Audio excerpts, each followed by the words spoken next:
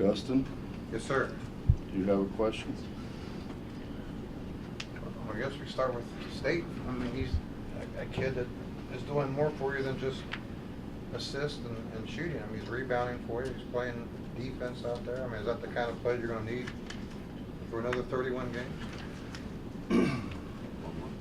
I just said on the radio that, you know, Wani kept talking about he wanted to be the leader, and I kept trying to explain to him that the best leaders I've ever had are guys that lead by example, and guys that, you know, that are the hardest working guys in practice every day. But they're also the guys that know what we want. You know, it's hard to lead people in a direction if you don't know what direction you're going, and he's done a great job.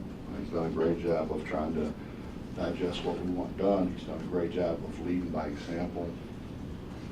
He's in the gym early, he stays late. You know, he has put in a bunch of time. And I think the same for Aaron Harris.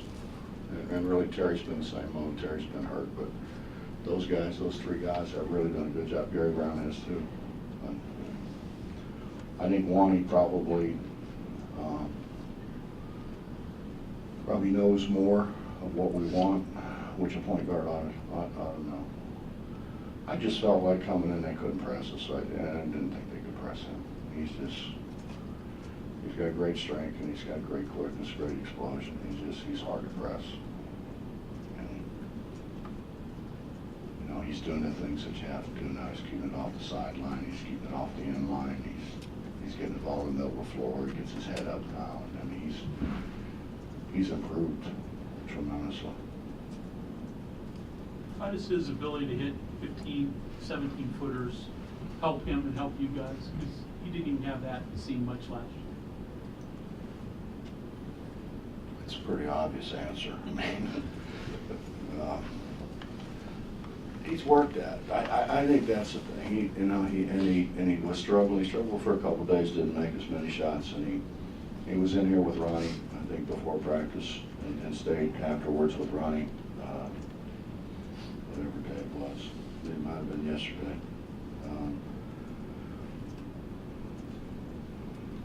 He's put the time in. That's, you know, I think when you put the time in, it helps your confidence. And then you make, you know, when you make the first couple, I think that really helps. But when he makes those, he's really good. He's really, really good, because you can't, it's hard to keep him from getting in the lane when he wants to get in the lane.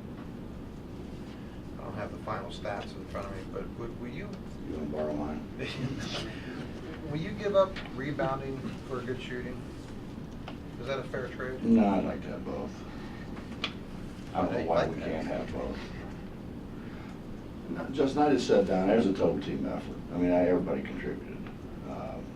Our guards didn't rebound. Our bigs didn't rebound. And we as a staff, and me personally, I did a bad job, because you know you got so much stuff to get in, and we were, you know, they play so many multiple defenses. They, believe it or not, really have been basically a man-to-man team. I mean, they came in here and played 1-3-1 and played 1-1-3 and played it all pretty well. And they really didn't, until the end, didn't press the way they normally press. They didn't diamond press. Their run and jump was, we had them spread it. It was hard to run and jump, but they really didn't. It was more kind of a contained deal. And, you know, so there's so much to get ready for, particularly when you got all those freshmen. You're trying to get them in, it's not in the right place, get them the hell out of the way, you know. And so we just didn't emphasize it as much as what we have before. And you know, I think when you don't do things well, when you go back and look at your practice schedule, about 100% of the time you didn't practice them. And we just didn't, we kind of let it go, and that's my fault. What the hell is Devo? What is he? Yeah. Freshman. How do you classify him? He's a freshman. A freshman? And a freshman, or whatever. First year guy here anyway? I don't know what he is, Bob. You know, we made a conscious effort, as I said, to get some guys who could make some shots, you know, guys that they had to guard, and really I thought he played pretty well for coming off of, 3 weeks. He practiced 2 days maybe. I think it was 2 days. Maybe I practiced a day before, I think, the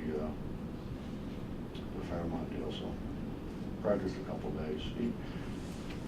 I think the biggest thing that all of them are kind of getting to understand is you have to keep playing. And he missed a shot that he would have had his head down and, stand there talking to himself about why it didn't go in.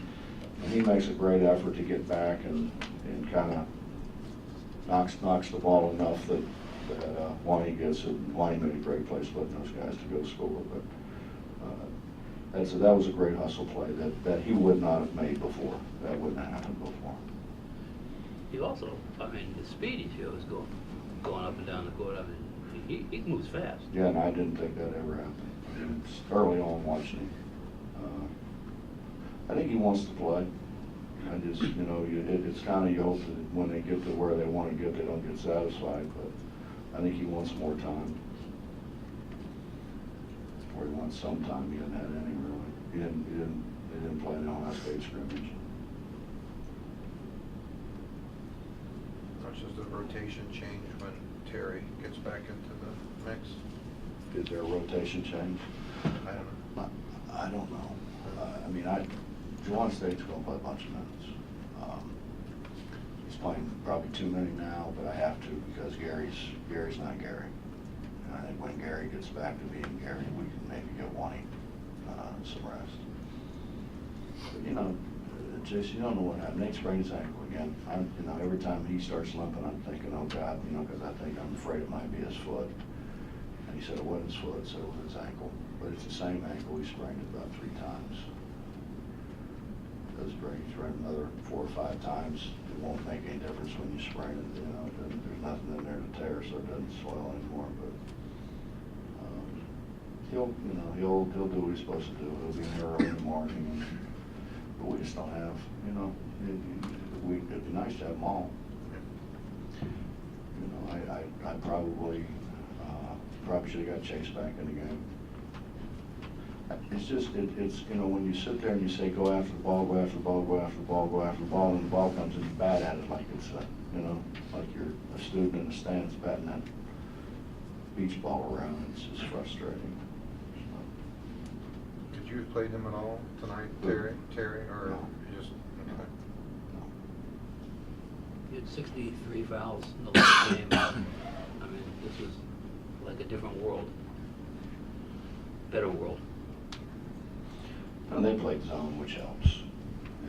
And honestly, we have worked really, really hard, and it kills me to watch all those layups. It just kills me to watch those layups. But it's either that or foul everybody out, I guess. I just don't understand what all the excitement is about watching layups. I still don't get it. Apparently that's what they want to see, but I think it's awfully boring watching layups and free throws. Anything else? If I keep saying something, I'll get myself in trouble. I haven't to this point. How about what you got from Brandon today? Brandon does some good things. Brandon has gotten worlds better. Just absolutely worlds better. There were a lot of people that didn't think Brandon would make it because he was so slow with everything. And he's really working. He's trying. He's just he's got so much to learn. Just so much to learn. Obviously played down at Mountain State for a year. Did you guys see him there? Just wondering what you saw from him then. Has he changed a lot as a player over the years? He's bigger and stronger. He played at Mountain State for Rodney Crawford, who played for me. So he has a little bit of an idea about what we're trying to do.